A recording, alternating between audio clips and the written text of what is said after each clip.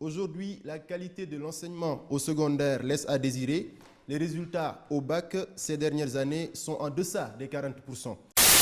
Ce soir, nous allons parler des transports routiers au Sénégal, plus précisément des accidents de la route. Une importante rubrique du projet de contrat de performance signé entre la Banque mondiale et le gouvernement du Sénégal pour une période de 2012-2016. Permis à point, normal, Le permis à point, c'est normal, c'est une très bonne chose. Il fallait que le gouvernement prenne une décision qui profite à tous. Ça pourrait être une solution à long terme, mais je pense qu'il faudrait plus accentuer sur la discipline et le respect du code de la route. Et voilà, dans ce cadre, nous avons juste mis en place ce permis à point. Nous n'avons pas copié le modèle français, comme certains le disent, occidental. Non, nous sommes juste attelés à faire un permis à point purement sénégalais. Le problème ne se pose pas en termes de on n'a pas copié la France ou on a copié la France. On a copié quelqu'un, on ne réinvente pas la roue. Dès lors qu'on dit permis à point, c'est que ça a existé quelque part. Au niveau de vos revendications, vous, du SAES, à chaque fois on parle des chercheurs qui craignent pour leur avenir parce qu'il n'y a pas... Ils sont trop chargés dans les cours, ils n'ont pas le temps de faire des recherches. C'est un vrai problème, ce n'est pas seulement les chercheurs. À l'université, on est recruté comme enseignant-chercheur. C'est-à-dire que non seulement vous devez faire de l'enseignement, mais vous devez faire aussi de la recherche. Parce que pour avancer, c'est vrai, l'enseignement compte, mais presque pas du tout. Vous l'avez évoqué tout à l'heure aussi, il y a le problème des bibliothèques. Vous avez parlé des bibliothèques. On a constaté que les élèves ne lisent plus aussi. Est-ce que ça impacte un peu sur le niveau? Oui, mais quel personnel on a dans les bibliothèques aussi? Moi, quand j'étais lycéen, il y avait dans le lycée un animateur culturel qui gérait la vie scolaire, l'animation de l'école. Nos routes ne sont pas bonnes. Il n'y a pas de signalisation verticale, horizontale. La nuit, vous roulez sans éclairage public. Hein? Il y a des virages dangereux qui ne sont pas signalés parce qu'il n'y a pas de panneau, la signalisation verticale. Alors, il n'y a pas d'équipement de sécurité. Ils ne sont pas en place. Les GBA, les glissières à béton armé. Les forces de l'ordre qui, par exemple, ont des radars qui sont là. Vous ne pouvez pas dire que vous avez grillé un feu et qu'il y a la photo, on vous flash. Comme on le fait partout ailleurs. On a les cynomètres, on a les sabots, tout ce qu'il y a, on a déjà acquis le matériel. On a les éthylotests pour voir si la personne est en état d'ivresse ou pas. On a les éthylomètres pour mesurer le degré d'ébriété. Un outil révolutionnaire pour cet étudiant en journalisme acquis à prix réduit grâce au programme Un étudiant, un ordinateur.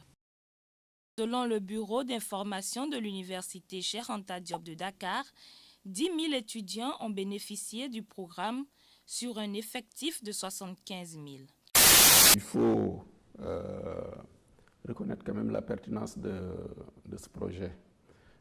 J'allais dire que peut-être il faut d'autres projets de ce genre pour couvrir, disons, tout le spectre des étudiants. Mais est-ce qu'il n'y a pas un déficit aussi de communication, quand on sait ça, que 10 000 personnes sur voilà, 75 000 étudiants, plus de 75, 100 000, il y a d'autres qui le disent. Donc est-ce qu'il n'y a pas un déficit de communication? Ça, et si ça, qu'est-ce que vous avez apporté? Oui, je suis d'avis avec vous, mais enfin, les agents du BIAO ont expliqué. Ils ont leur stratégie de communication. La communication fait défaut dans le campus pédagogique. Mais ça ne peut pas surprendre. Ce n'est pas possible que ça surprenne. La configuration même de notre université n'est pas de nature à faciliter quelque communication que ce soit. Mais au-delà, les technologies de l'information et de la communication, compagnons quotidiens des apprenants, restent des outils à utiliser avec bienséance. Vous savez que nos élèves aiment bien ces outils-là, mais ils ne les utilisent pas toujours à bon escient. Hein? On peut utiliser son téléphone, sa tablette, son ordinateur, regarder la télé, mais de façon raisonnable. Malheureusement, les enfants inconscients et les parents qui ne veillent pas à cela se retrouvent seuls dans leur chambre, donnant l'impression aux parents d'étudier alors qu'ils sont sur Facebook, sur WhatsApp, sur, je ne sais pas, Snapchat. Eux, ils connaissent mieux que nous. Vous aviez évoqué tout à l'heure l'impact des réseaux sociaux et on a entendu un enseignant dire que les élèves peuvent passer leur temps dans les réseaux sociaux sans pour autant que leurs parents s'en rendent compte même. Est-ce que vous les surveillez concernant l'utilisation des réseaux sociaux? Je vous ai dit qu'il faut un contrôle parental rapproché. Nous ne devons pas laisser les enfants à leur aise. Il y a des infractions déjà qui actuellement vont en commission. Vous savez de ce dont je parle. Ils vont en commission de retrait et de restitution de permis, n'est-ce pas? C'est parmi ces infractions-là maintenant que nous allons de concert avec les acteurs essayer de voir ceux qui vont passer, être susceptibles de retrait de points dans le cadre du permis à points. C'est tout. Mais voilà, c'est aussi simple que ça, aussi allégé que ça. C'est aussi allégé. Voilà. Est-ce que vous êtes rassuré par ça? Pas du tout. Alors là, pas du tout. Les Maliens qui circulent ici, ils n'auront pas de sanctions de ce point de vue. Peut-être qu'on va augmenter les comment dire, comment on appelle ça, les taxes. Mais quelqu'un qui est mort, qui tue un enfant ou je ne sais pas, qui se tue, qui braque son véhicule, le permis à point va lui servir à quoi? Et qu'est-ce qui est prévu pour les véhicules qui passent à l'intérieur du Sénégal? Une des dispositions seront prises.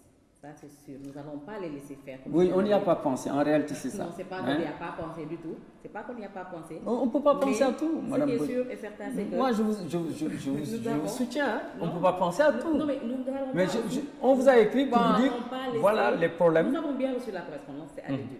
Nous n'allons pas laisser, quand même, nos concitoyens mourir pour des causes d'indiscipline. Le journal de l'UCAD et également on a également un web journaliste qui, tant bien que mal, essaie de mettre des informations en ligne. Mais tout ça, c'est des canaux qui sont les informations en ligne, j'allais y revenir voilà. Parce que je pense qu'il y a un problème énorme aussi. Quand on sait que même pour consulter le site de l'UCAD, c'est tout un tas de problèmes. Ah oui? Alors que, oui, naturellement, si vous avez votre portable téléphone, moi-même je l'ai tenté, mais c'est difficile. Et aujourd'hui, à l'heure du numérique, quand même, on doit pouvoir facilement consulter. Alors, c'est difficile de quel point de vue? C'est la connectivité ou bien c'est la lisibilité du site? Je ne suis pas spécialiste naturellement, mais est-ce que ce n'est pas le site qui est lourd? Je pense que c'est plutôt le problème de connexion. Malgré tout ce qu'on nous dit, parce que moi j'entends bien le ministre de l'Enseignement supérieur dire partout, oui, nous avons ceci, alors qu'au fond, ce n'est pas le cas. Tout le monde sait que la connexion à l'UCAD, moi maintenant je ne me fatigue même pas, j'attends de rentrer ou d'aller ailleurs pour me connecter, ou je trouve un canal parallèle pour me connecter. Selon vous, les enseignants ne font pas l'essentiel à l'école, d'où la nécessité de faire des cours de renforcement. Je n'ai pas dit ça. Je ne l'ai pas dit. Je dis que si toutefois les enseignements, apprentissages sont donnés de façon normale, c'est-à-dire que si l'enfant qui est envoyé dans l'école de monsieur Moustapha Faye reçoit le nombre d'heures qu'il faut dans toutes les disciplines nécessaires et qu'il fasse son programme, arrivé à la maison, on essaiera de renforcer. Monsieur Ndiaye, les chapiteaux, SAES dénonce toujours les chapiteaux. Il y a un problème avec les chapiteaux. Oui. Quel est le problème? Bon, je ne sais pas c'est quoi le problème, mais les chapiteaux, en fait, à un moment, c'était un mal nécessaire. Les chapiteaux constituent un maillon faible de ce projet. Mais c'est un véritable problème. Je vous ai dit tout de suite, il n'y a même pas 2 semaines. Moi, j'étais allé manger dans un restaurant dans la place. Je revenais. C'est à côté d'un des chapiteaux, d'ailleurs le chapiteau de chez notre collègue, d'accord, qui est derrière la BU. Mais j'entrais dans la voiture, un étudiant était en train d'être évacué parce qu'il est tombé.